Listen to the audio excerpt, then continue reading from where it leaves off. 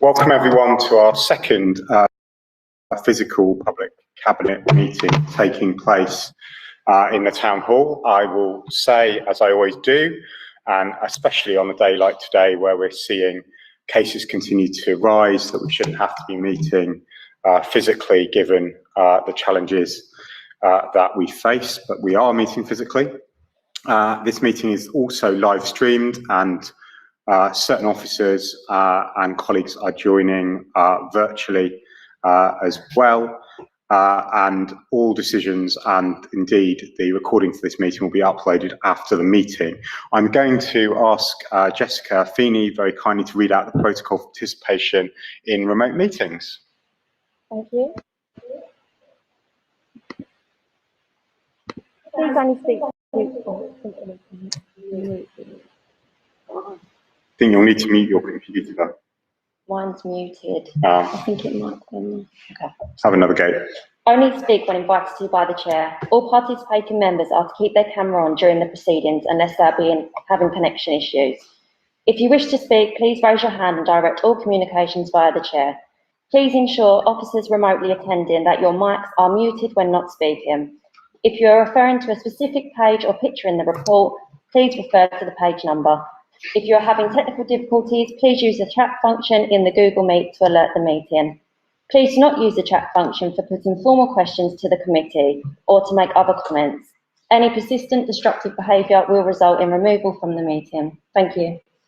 Thanks, Jessica. I've got very brief comments at the opening of the meeting, one of which is going to cost me £1 to the Speaker's charity, because I do have to mention the irresponsibly named Freedom Day, 19th of July, and according to the government, the end of the roadmap. I'm sure every member of Cabinet will join me in urging caution today to all Hackney residents, colleagues watching the live stream. I think myself, Councillor Kennedy and Sandra Husbands made our views really clear on Friday around this, and we'll continue to make that case, that cases in Hackney remain very high. Over 10,000 vulnerable residents still need to get their first dose of coronavirus vaccine, and that is despite all of the hard work of our public health team, the local NHS, volunteers, Hackney Vax Pack, all our community champions, and many, many others encouraging people to get the vaccine. And I thank all those that have set up all of the pop-up vaccine sites in the borough, and also the site in the HSC only last weekend. As we updated, I think at full council, we have sadly lost our first resident coronavirus since April this year. That shows that the virus can still be deadly to our residents, and we know, and we've now published on our public dashboard on the council's website, that admissions for coronavirus and mechanical ventilation have increased at Homerton, and the Royal London has opened their COVID ward again, which I think shows the seriousness of the stage of the pandemic, and that it firmly has not gone away. We obviously believe that hands, face, space, fresh air, ventilation, vaccine and regular testing is absolutely still what we should all be doing. I took again a lateral flow test today. I take them twice a week, and I've been double vaccinated. That is what people should be doing in order to monitor and keep themselves and the borough safe. It's also really important that people follow the Mayor of London's advice when using public transport and masks. I think we've been really clear on that. We do want to support safe reopening of our economy. We've tried to do that every step of the way. And when it comes to our staff, public safety and everything else, we take a really precautionary principle. And I hope that some of the worst fears of people in this country and beyond aren't taken, don't actually happen, and that we are able to safely reopen over the course of the summer. That's it for me, other than to offer congratulations to Councillor Cockburn, not only on his birthday, but his visit to the Palace, where Prince Charles conferred on his MBE. We've congratulated him for that award previously, but it's nice to end on a more positive note, and especially his work with young people. In terms of apologies for absence, I've just got apologies in the sense that Councillor Mackenzie is joining virtually, and Councillor Williams has had to step out I don't think there are any other apologies for absence. No. In terms of urgent business, I want Cabinet to note the late circulation of both the overall financial position report, which we considered under item 8, and the adoption and implementation of a new lettings policy for social lets, which we considered under item 11. Both papers were delayed due to additional work on them during the course of last week. And I think it's sadly been common that obviously due to COVID and cyber, some of the challenges in pulling together our financial work. But I think having them up to date is the most important thing that we've seen during the course of the pandemic, and that's what we've continued to do. But apologies on behalf of those watching and Cabinet colleagues for their lateness. I was definitely a part of that, I will freely admit. Declarations of interest. I've checked the appointments to school governing bodies and don't know the individual concerned. But does anyone else have any declarations this evening? No, if they do come to you, please do bring them to my attention. Just checking the chat, nothing there in the virtual meeting. Notice of intention to conduct business in private, any representations received in response to any such representations, none received. We have no deputations, questions or petitions that have been notified to me or to the monitoring officer. I should apologise to residents watching, I'm not wearing a tie. It's extremely hot in this room and I don't intend to put one on. Item 6 is the unrestricted minutes of the Cabinet meeting held on the 28th of June 2021. Are we content to note and approve the unrestricted minutes, colleagues? Agreed. Thank you. Item 6 is the capital update report in my name, and there's a bit of a flourish here, I'll freely admit. Deputy Mayor Nicholson and I joined a fairer recovery tour of Hackney Central on Friday. Excellent weather, but also some really important projects that we've been proud to launch, one of which is obviously the station entrance on Graham Road, and it was great to do the formal groundbreaking with our partners. More details from the council today via all channels, but we also gathered, even more importantly for the future of the borough, with Deputy Mayor Bramble, Councillor Kennedy, and councillors from Homerton Ward to mark the moment that we outline a more secure future for Kings Hall Leisure Centre. In the short term, that means £3.1 million investment in the building in terms of repairs and restoration, but also the crucial long-term survey work that allows us to plan for the future, a full restoration of that building, potentially in the next administration, and meeting our manifesto commitment to do that work under this administration. And I think anyone that's visited the building as an interested party, a user of the centre, visitor, resident will know that that building is still serving our communities very well, but it is desperately in need of full restoration and refurbishment, and long overdue for the council to make this long-term commitment. Obviously, that comes on top of the opening of the new Britannia Leisure Centre only at the end of last month. Plans set out to refurbish West Reservoir Centre, the new learner pool at London Fields Lido, and the further improvement works to Clissold Leisure Centre. There's also in the capital update this evening the unlocking of the affordable workspace coming out of the Principal Place scheme in Shoreditch, which is a really exciting opportunity to further increase affordable workspace, but also our collaboration on a fair recovery. You'll be not surprised to see further investment in our secondary schools and maintenance. And just finally, given a week where we'll be updating full council on our climate emergency response, there is a further investment in sustainability projects and unlocking of the Mayor's Good Growth funding.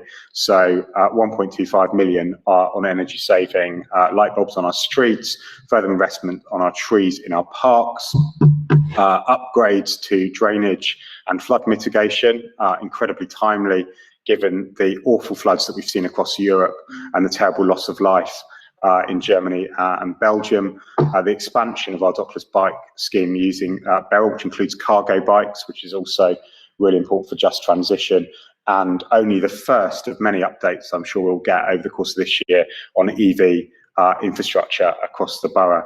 And I know that I don't want to steal Councillor Coburn's thunder for Wednesday in terms of that report, but a thorough capital update, which I hope members are happy to approve, but anyone that wants to come in, please do so. Or Councillor Kennedy.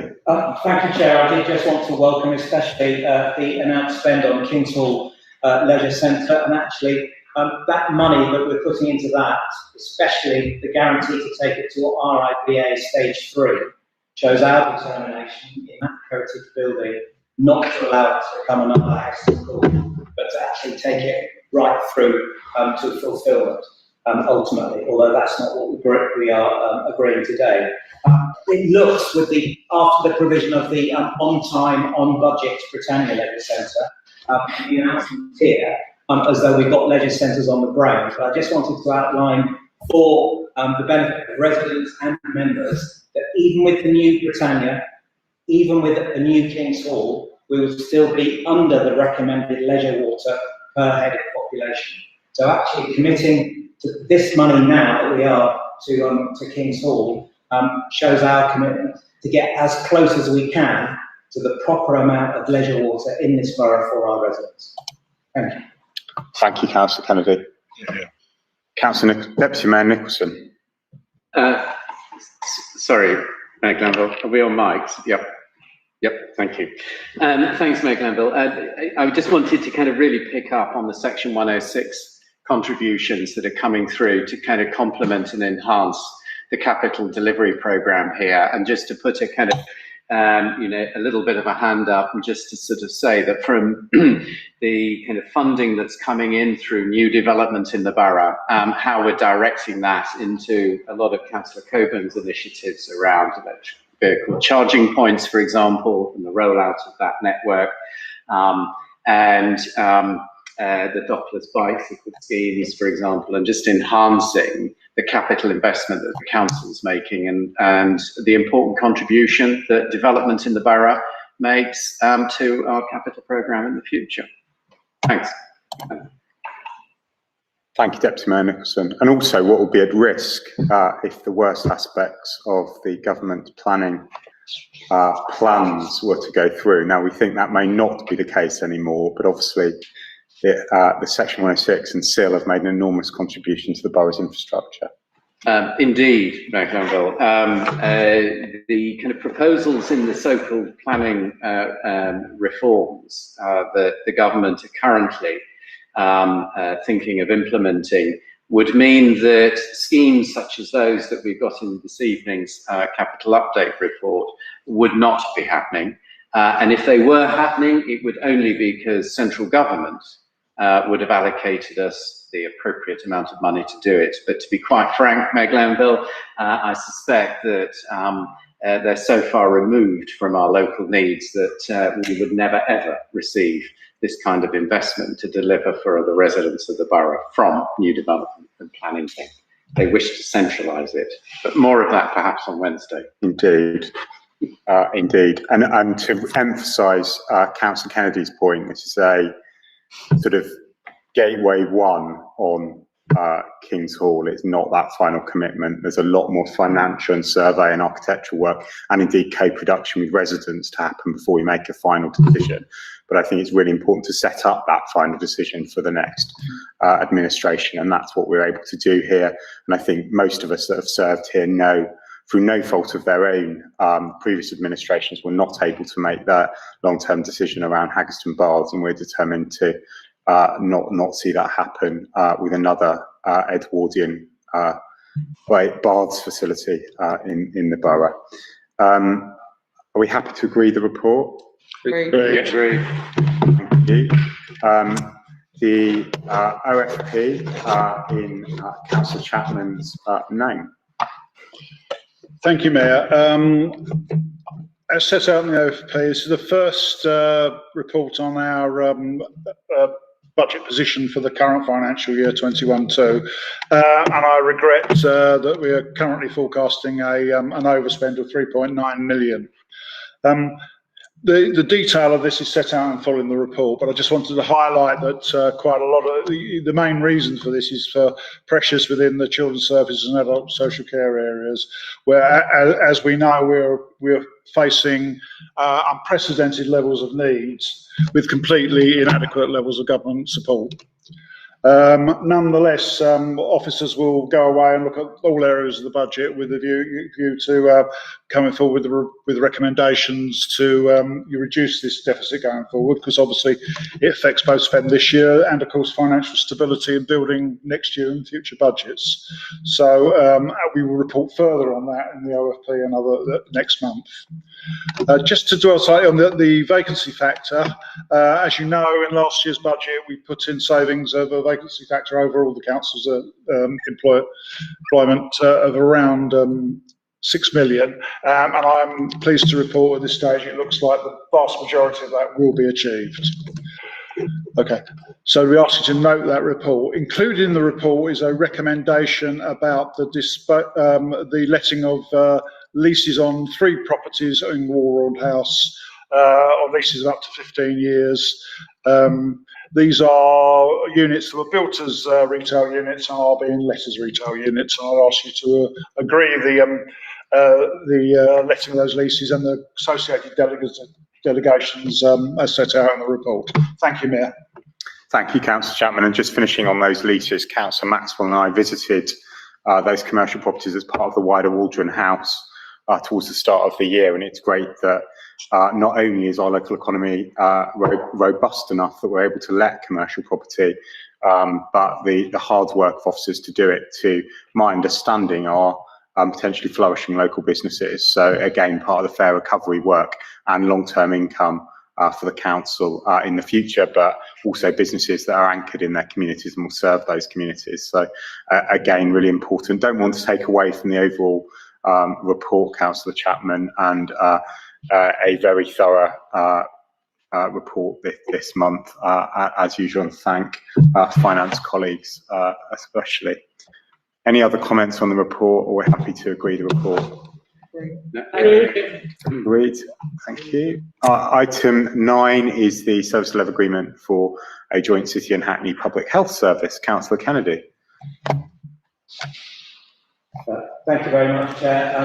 Yes, this is as set out since 2013 and the return of the public health function to local authorities.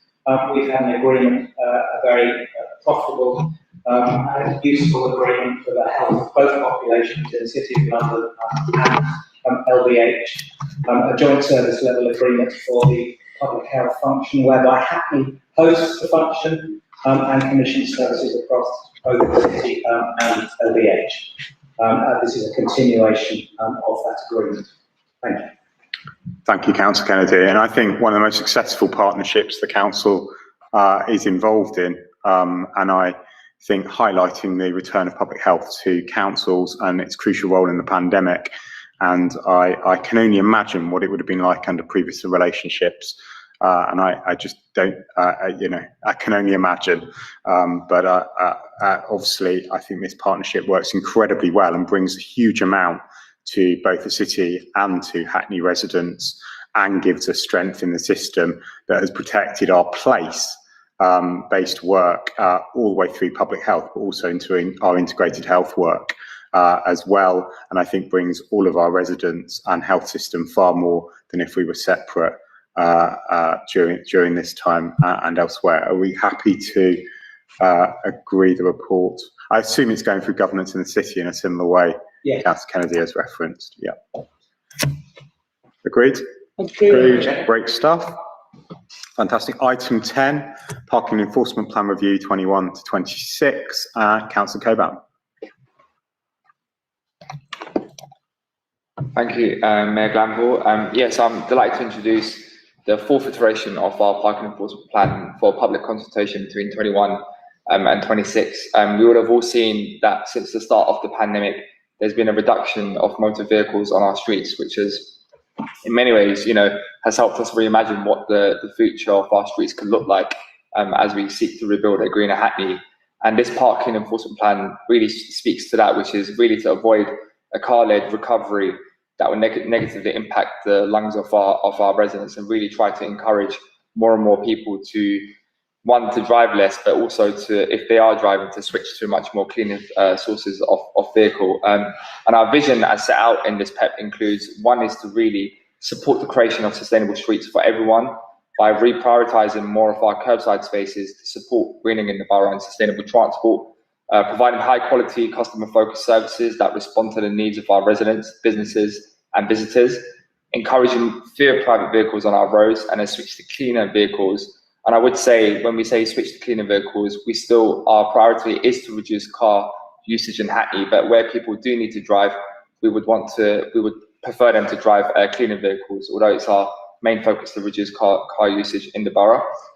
Consolidating a fair, proportionate and transparent enforcement service to deliver high levels of compliance and robustly tackle fraud.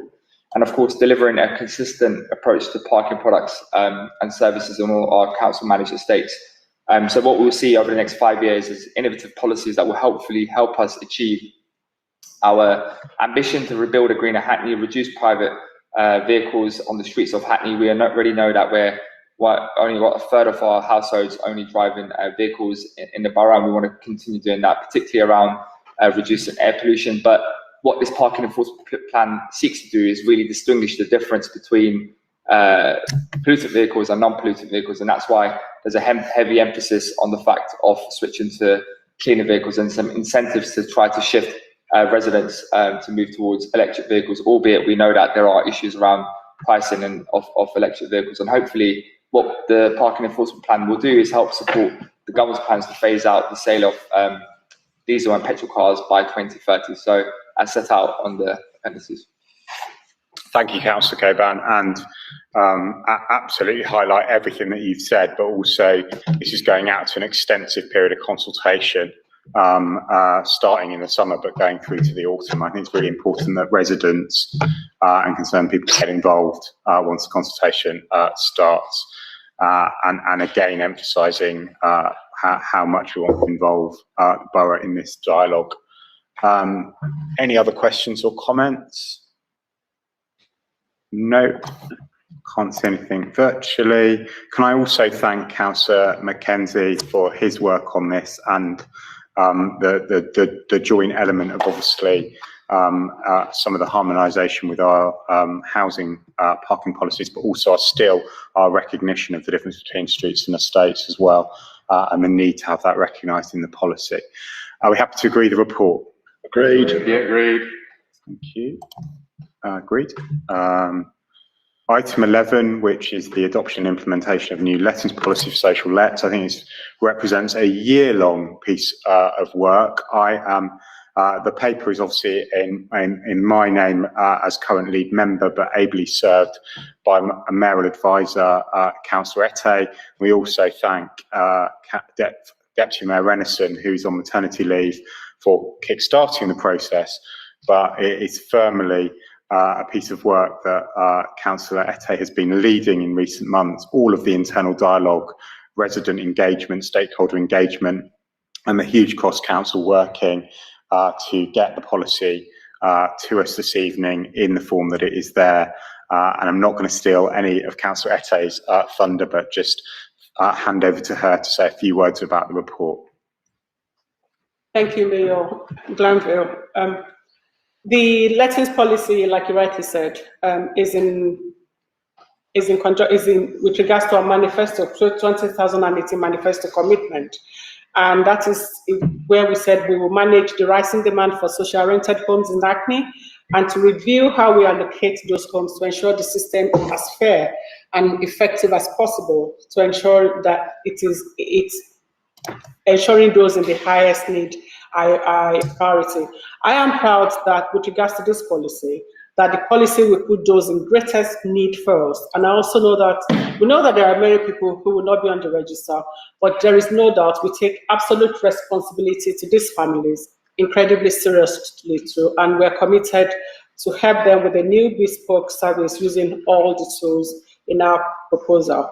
The new lettings policy will provide increased priority for households where children are unable to live safely with their parents, and need to come into our care. And through the new policy, we'll be able to support them to live with friends or family in a connected carers arrangement.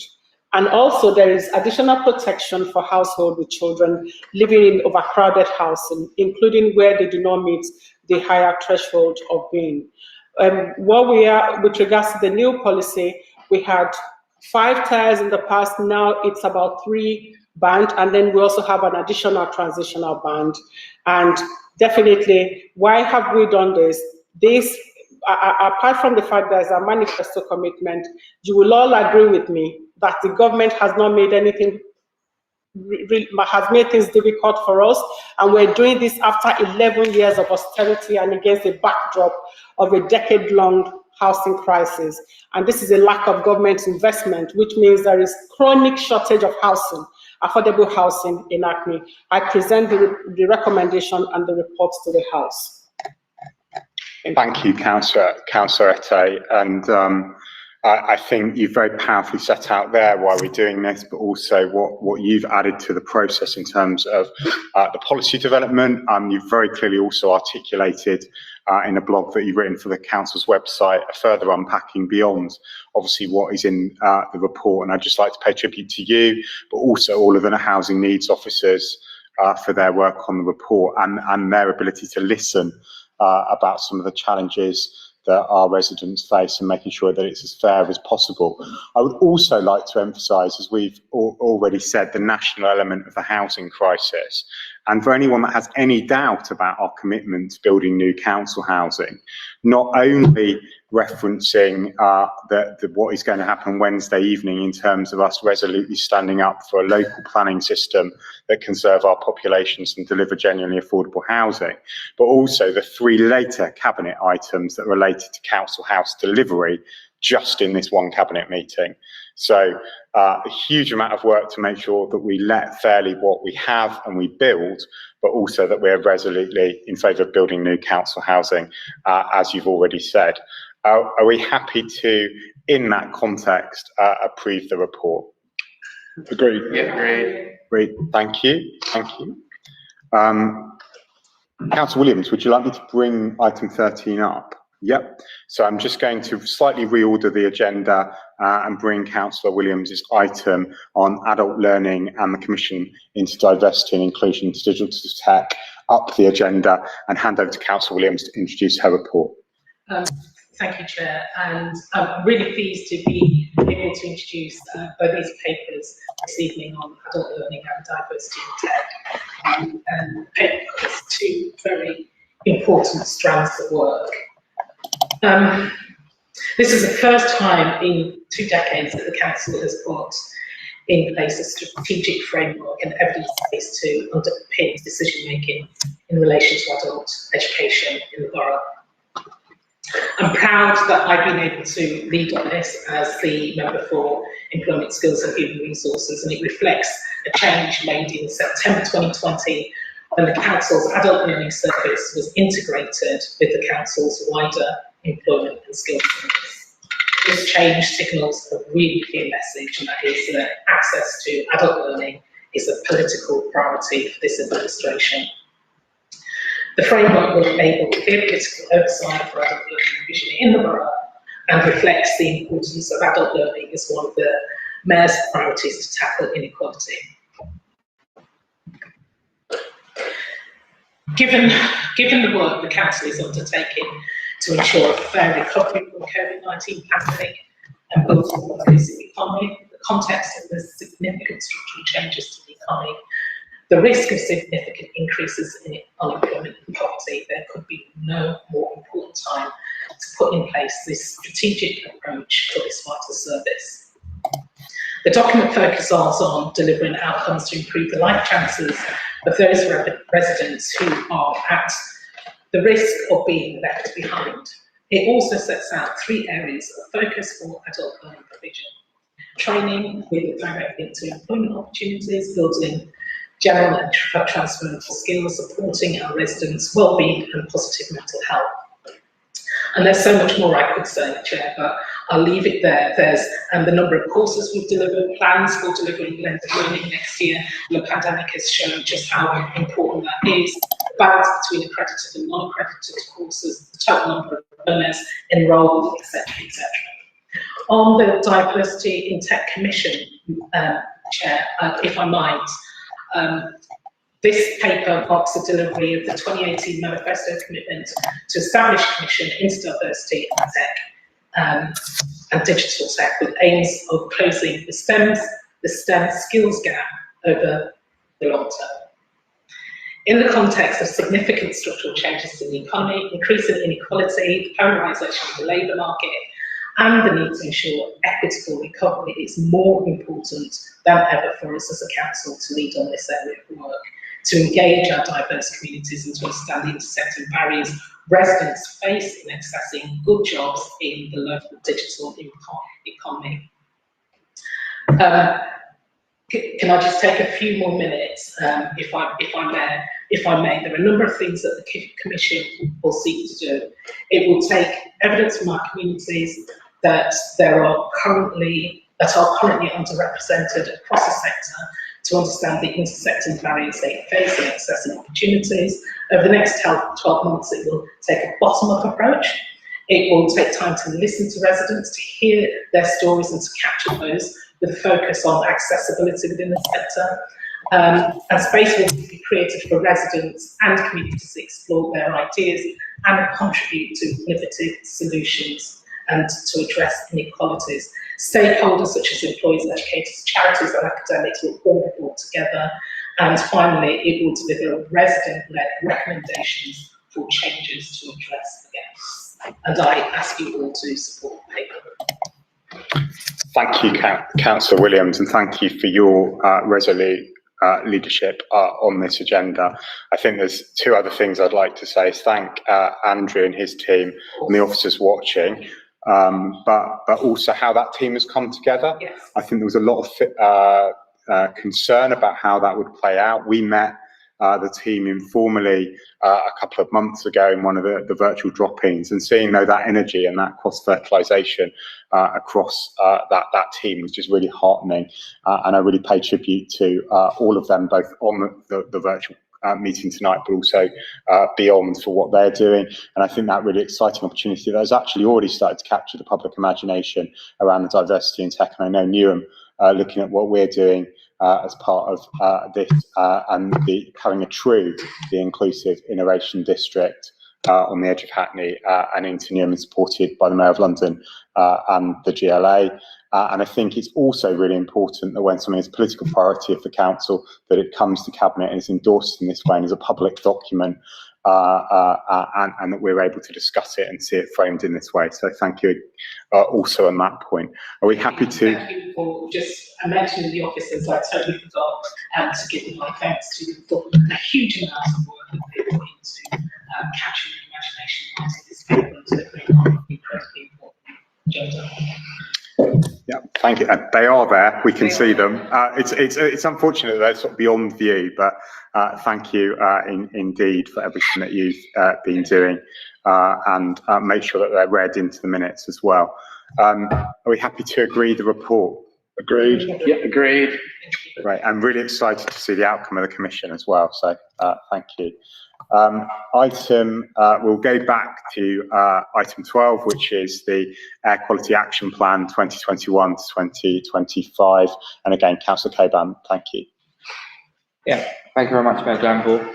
I set out on the appendices, but also just start by thanking Sam Kirk and also Dave True, officers who've helped put this together, and we've been working really hard over the first year together for us to present here today.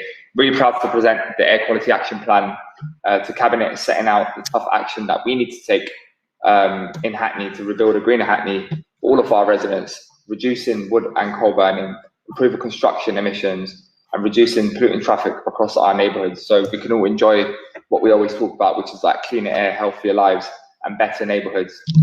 Colleagues won't need me to remind them that, you know, air pollution is a serious issue.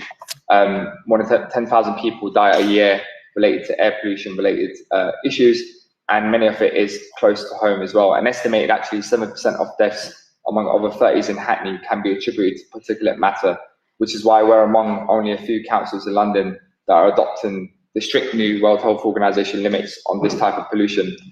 As a highly populated urban London area, improving air quality is going to be a challenge. We know that. And that's why the Air Quality Action Plan is incredibly important, so that we can and must do more to address the major public health issue.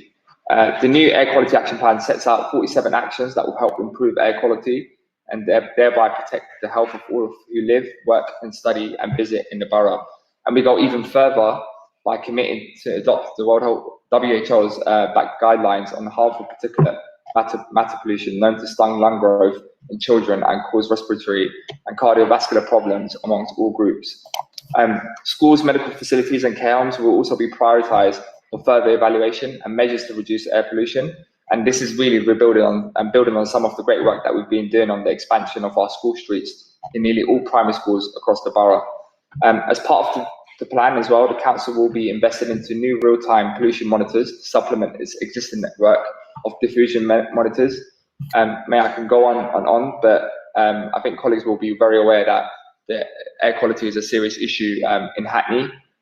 We have been extremely ambitious over the past year with our low traffic neighbourhood schemes, our school street programmes, really trying to tackle toxic air pollution, and we've seen real benefits of it. And the school streets are a prime example of that, where we've seen tailpipe emissions down by 74% outside school gates, and that's exactly what we're trying to do, and we want to continue doing more and more of that. And the monitors will give us a better idea of how air quality is improving. And we've seen, since the start of the pandemic, as I said earlier, in the parking enforcement plan, with fewer motor vehicles on our streets, we've seen an improvement in people enjoying their green spaces, and we want that to be the future of Hackney. All of these benefits will ultimately contribute a better quality to everything that we do in life, whether it's the working, the studying, or just being able to enjoy the Hackney that we call home. So to present for our colleagues to Cabinet. Thank you, Councillor Coburn, and echo your thanks to the officers involved, but also those that engage with the plan during consultation. I note also that the GLA has endorsed the plan in a formal letter that's attached to the appendix as well, and it is one of the most comprehensive plans, I think, anywhere, and shows our level of ambition, not just in the interventions we've made now, but what we plan to do in the future. And just thank you, Councillor Coburn. Yeah, and one final thing that I forgot to mention actually is during the consultation of this draft plan, of the 647 responses that we had, overwhelmingly the majority of residents agreed with us that we do need to take action on air quality in Hackney. So it's incredibly important that we know that this is a demand by the people of Hackney, and we have to deliver on that. Indeed, thank you. Are we happy to agree the report? Agreed. Agreed. When I said I wanted to read the names of the officers just involved in the previous item, it was Jill Gander and Nicola Joyce who were on the call a minute ago, and I should have called them out when we thanked Andrew, but just to make sure that their work on the STEM and adult learning integration is recognised. And Jill's still with us, but I know Nicola has not surprisingly ducked out, so thanks to her. Back to item 14, Deputy Mayor Nicholson, land appropriation at Britannia Phase 2A. Sorry, Mayor Glanville. Thank you. The report is as set out, Mayor Glanville, and I think we're all very, very aware with the Britannia Leisure Centre development and the great work that's been happening on site. The school is coming forward, and this is for representing the next phase and getting the kind of planning and the land in order so that the development can continue apace and into its next phases. So it's part of a kind of sequence of papers. The other ones are coming up very shortly. This is basically a housing regeneration-led element to the Britannia project as a whole. So this is looking ahead, and it's preparing the ground, quite literally, Mayor Glanville, for that development to come forward as part of the next phase of the Britannia project. The report, it is as set out, Mayor Glanville. Thank you. Thanks, Deputy Mayor Nicholson. I'd just like to highlight for Cabinet's benefit 1.8 that it's all still subject to Section 77 agreement of the Department for Education and the Minister.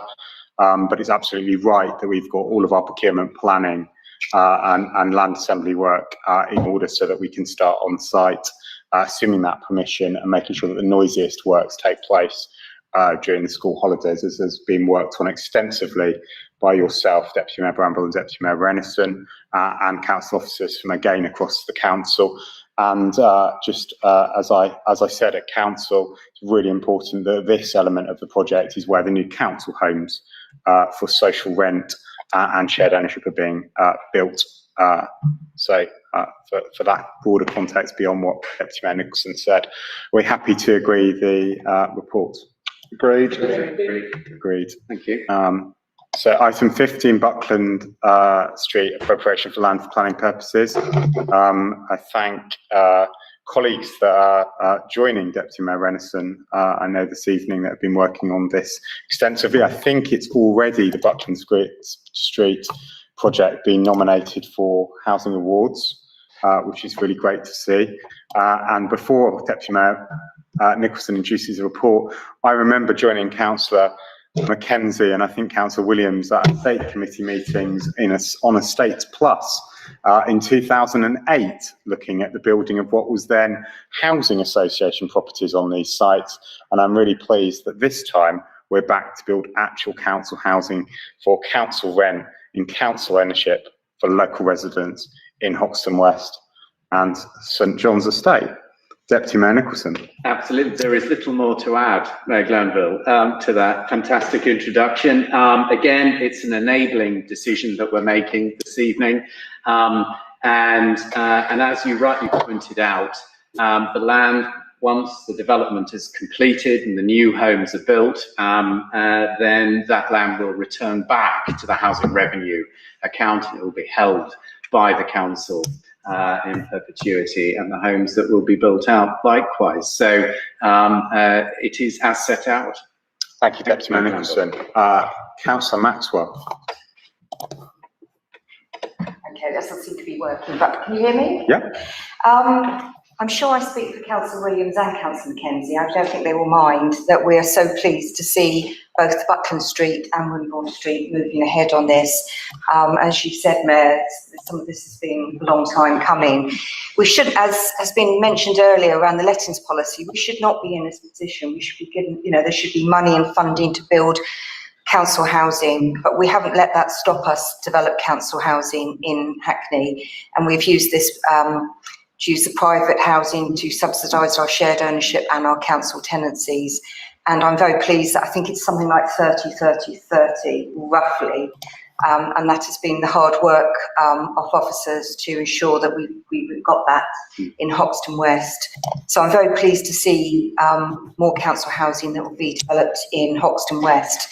And I think we need to keep campaigning with government that we need money for more council housing. Thanks. Absolutely, Councillor Maxwell. Are we happy to agree the report? Agreed. Agreed. Thank you. Deputy Mayor Nicholson, moving over to Wimborne Street. I don't have anything more to add to my comments there. You may well do so, though.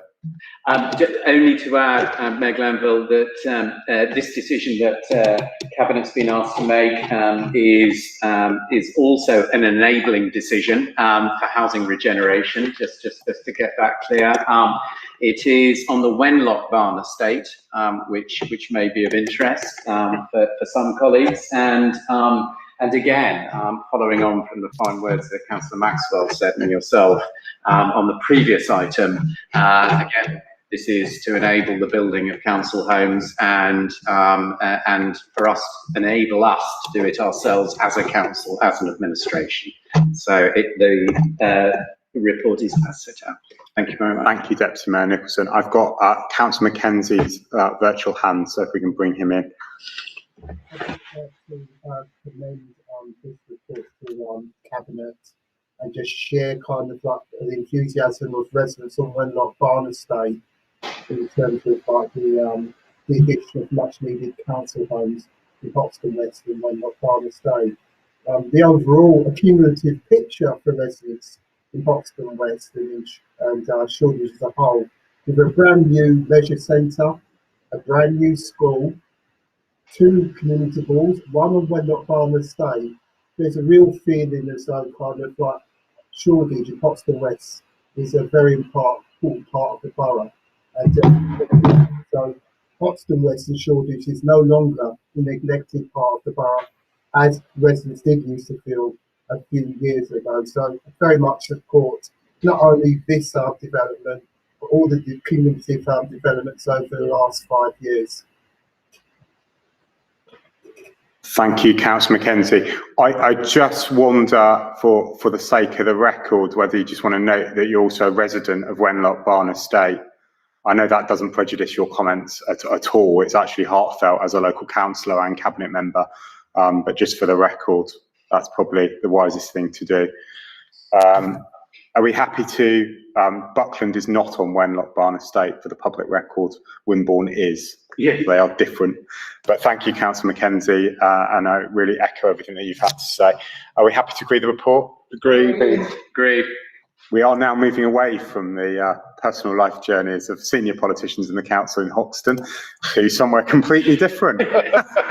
Equally emotionally touching, but slightly different. So Deputy Mayor Nicholson, the Beck Road Conservation Area, and you have colleagues of yours, I think, on the virtual call, but you can't see them. So. No, I can't see them, I'm afraid, no. Thank you, Mayor Glanville. This is the first of a sequence of papers, which I'm sure everyone has spotted on the agenda, to do with planning and conservation area designations. The first one that's before us is the designation of a new conservation area, Beck Road, which I'm sure colleagues will be familiar. It has a very, very distinct architectural character, I think, which is recognisable indeed, often seen in one drama or another on the television, used in films, but also, of course, it's got a thriving community, living and working indeed, along the streets, and Beck Road is at the heart of that. With this designation comes an Article 4 direction, Mayor Glanville. So what we're being asked to approve this evening is the designation of the conservation area and this Article 4 direction. And just to remind everyone, Mayor Glanville, what that requires is that anybody wishing to change the fabric of the building, it may be its chimney pots, for example, or it might be to do with windows and doors, or it may be to do with rendering, for example, then you have to seek planning permission before you can do any work to the building at all. So that is just a kind of sort of to ensure the permitted development rights don't go and completely kind of take away from the great urban character and architectural style that is Beck Road as it stands today. With that, Mayor Glanville, it is as set out, and seek approval. Thank you. Thank you, Deputy Mayor Nicholson. We're happy to... Just to say welcome this piece of work to preserve their history in the area. Chair, thank you. In London Fields. In London Fields. In London. Yeah, absolutely. And also it's one of the finest streets of its kind, I think, anywhere in London. And I think has a very mixed and diverse community as well. Does, indeed, yeah. We're happy to approve the report. Agreed. Agreed. Thank you.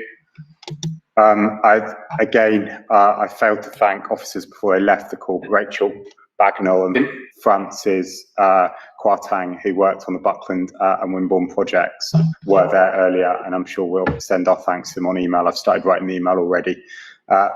Deputy Mayor Nicholson, the Wells Street Conservation Area. Sorry, Mayor Glanville. Yeah, thank you. I thought you might have been jumping the gun on the conservation team, but I was going to come to them at the end of the last one. The next item, item 18, is the designation of another conservation area, the Wells Street Conservation Area designation. Just for the record, Mayor Glanville, this is not asking for an adoption of an Article 4 direction at this time. That will come subsequently. So consultation will be undertaken with residents and property owners within the Wells Street area within this particular designation in due course. And there actually the Article 4 direction will be looking at sort of slightly wider portfolio of different aspects of change or development, because basically it's a very different urban character from Beck Road. It will be looking at porches and at hard surfaces, and one interesting kind of element is buildings incidental to the enjoyment of a dwelling house will also be an aspect that will be looked at through the Article 4 directions to come. But in the meantime, Meg Glanville, this is the second of 3 designations this evening, and this is for the Wells Street Conservation Area designation, as set out in the report. Thank you. Thank you, Deputy Mayor Nicholson. Questions or comments? We're happy to agree. Just going out to consultation this time. Deputy Mayor Nicholson. It will be going out for consultation, yeah. Sorry. Yes, Meg Glanville. Great. Happy to agree the report. Agreed. Agreed. We are now returning to Hoxton West. We are. Just when you thought it was safe not to. Deputy Mayor Nicholson, item 19, the Pitfield Street Conservation Area. Fantastic new cinema. Absolutely, Meg Glanville. And yes, all roads lead to Hoxton, clearly. No, on a serious note, Meg Glanville, this designation is for a new conservation area, Pitfield Street. It was felt that Pitfield Street in this particular area has a very different character from the other very successful conservation area that is in Shoreditch, the South Shoreditch Conservation Area. And because the character and the heritage is so different, it was felt by the Conservation and Design and Sustainability team that it really does warrant its own conservation area designation. With that, it is as set out, Meg Glanville. But before I do finish, I think that if we may just place on record our thanks to the Conservation, Urban Design and Sustainability team for bringing forward this work. It is very, very detailed and very thoughtful work. It is work of a very high quality indeed. And all credit to officers for bringing this forward. And they have taken very, very seriously our manifesto objectives, our 2018-2022 manifesto objectives around conservation areas, which was a combination of really driving forward on the review programme of conservation areas and the designation of new conservation areas. So this represents a great step forward in delivery of that manifesto commitment. Thank you, Meg Glanville. Thank you, Deputy Mayor Nicholson. I was going to mention that manifesto commitment as well. I do have one quick question on this final one, just the red line of the Pitfield Conservation Area. Is that still subject to further consultation and engagement, or is that red line kind of set in its current framework? The red line is currently set. So I don't know if officers would like to come in on this one, Mayor Glanville, but basically the red line is set. Now, that's not to say that it couldn't be reviewed in future and the boundary changed. And indeed, that has been happening on 1 or 2 existing conservation areas elsewhere in the borough in recent times. But at the moment, what we're looking at is fixing that boundary as per the map in the appendices. Thank you. Matt, you've raised your hand, and thank you for being there. Thanks, Mayor Glanville. So yeah, just to clarify that we're asking you to agree the red line boundary. So that's being set tonight. And then we're asking you to agree the consultation on the Article 4 directions. So in all 3 designations, we're designating the conservation area tonight and then consulting on the Article 4 direction.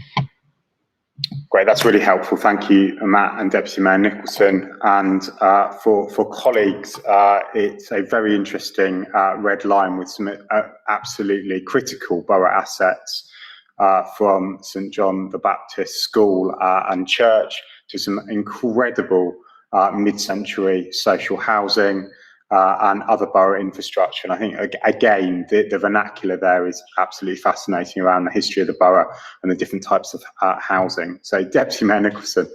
Sorry, yeah, thank you, Mayor Glanville. If I may just take this as a moment just to quickly kind of come in and just add to what your comments were. It must be stressed that conservation area designation does not mean development can happen. It just demands an incredibly high quality of development to come forward. And I think it's always worth stressing that. And one of the great examples of how this has really worked in the borough has been the South Shoreditch Conservation Area. There is no doubt about that. The quality of development that has come forward in response to the conservation area designation really does enhance the neighbourhood and enhance the character and the feel of the neighbourhood too. Thank you, Mayor Glanville. No, absolutely. No, thank you. Are we happy to agree the report? Agreed. Agreed. Thank you. Deputy Mayor Bramble, appointment of local authority governors.